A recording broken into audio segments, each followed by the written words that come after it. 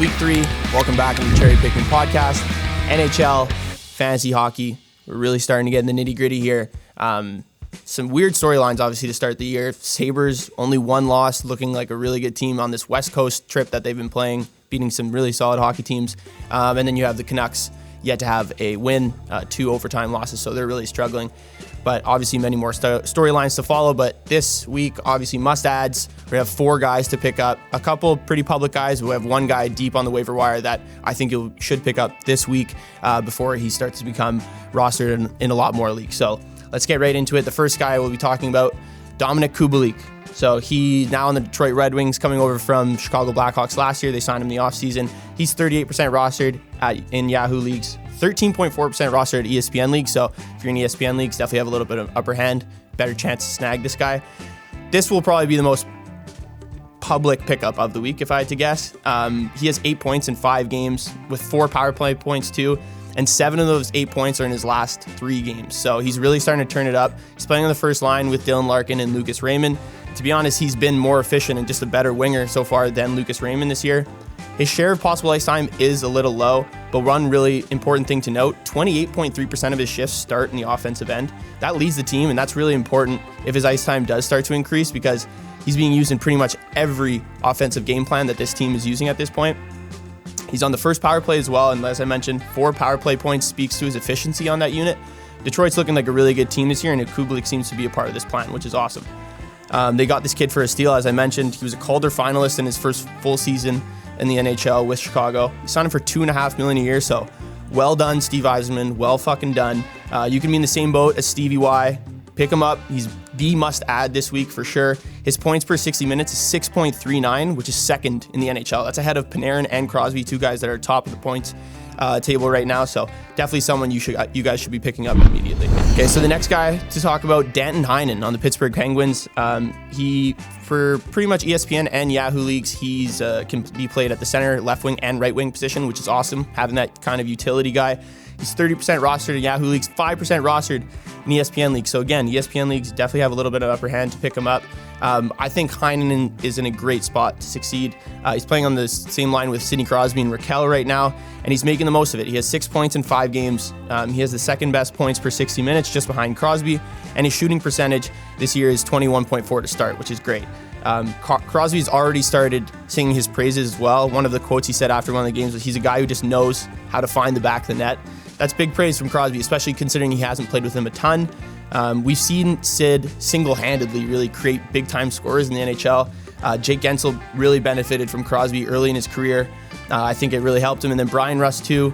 And now I think Heinen has a lot of comparables to Chris Kunitz, who had just pretty much was built off the back of Sidney Crosby his whole career, I would say. He played for Pittsburgh for about 8 or 9 years, and 8 of those seasons he had over 40 points. I think only his last season he didn't have 40 points. Heinen has to be an ad this week. Regardless, even if he's on the PP2 right now, Penguins have the highest goals percentage in the NHL right now, so anybody on the first line is really a must-own in fantasy hockey. Okay, the next guy I'll be telling you guys to pick up, it's actually a goalie. I can't believe I'm saying this, but there's a Buffalo Sabres goalie that's widely available pretty much. 29% rostered on Yahoo leagues, 10% rostered on ESPN leagues, and that's Eric Comrie. He started off a little rocky, but since he lost to the Panthers in his first start, he's really been solid. Back-to-back wins with great goal support, by the way, which is obviously massive. The Sabres are scoring almost 5 goals per game when Comrie starts. This is obviously relieves a little bit of pressure off Comrie to get these wins. Maybe one stat here that's not great to hear if your league's very dependent on wins, but the Sabres are allowing the second most shots per game, allowing 39 shots. So that's a lot of volume for either Eric Comrie or Craig Anderson, whoever's starting. But if you're getting obviously in a league with gets points for saves, that's massive. Comrie has the 5th best goal saved above expected at 4 right now to start the year. So even though he's getting a lot more shots against than most goalies, his stats are still great and is definitely helping Buffalo win these games. Comrie has a .957 save percentage on unblocked shots this season too. Look, I know Craig Anderson is there, but he's 41 years old.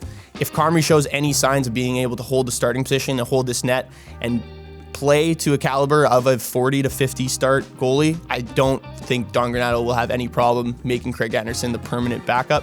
So if you really need a goalie, scoop up Eric Comrie as fast as you can. All right, the last guy to pick up this week, Tyler Johnson. Now, this is a deep pickup. He has the left wing and right wing capabilities as well on this team right now. He's 2% rostered in Yahoo leagues and not even 1% rostered right now in ESPN leagues. He's been a bright spot for this team, though, so far. He has 2 goals and 5 points in 5 games. He's playing on the second line with Jonathan Toews and Taylor Radish, and is also on the power play 1.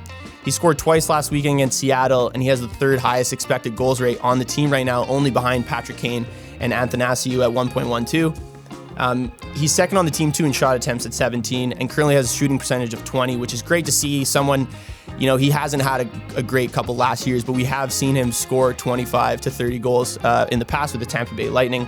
His points per 60 minutes is 4.05, which is also second on the team.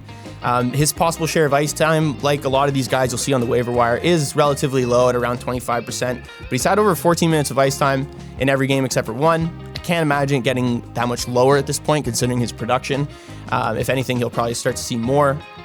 And we've seen Johnson put up 50-point seasons in the past. He's a bit older, but you look at his 2018-2019 season, and his numbers right now emulate it almost to a T. He had an 18% shooting percentage. Right now he has 20, and he averaged just over 15 minutes of ice time per game, which I think we'll see an uptick for him in the next coming weeks.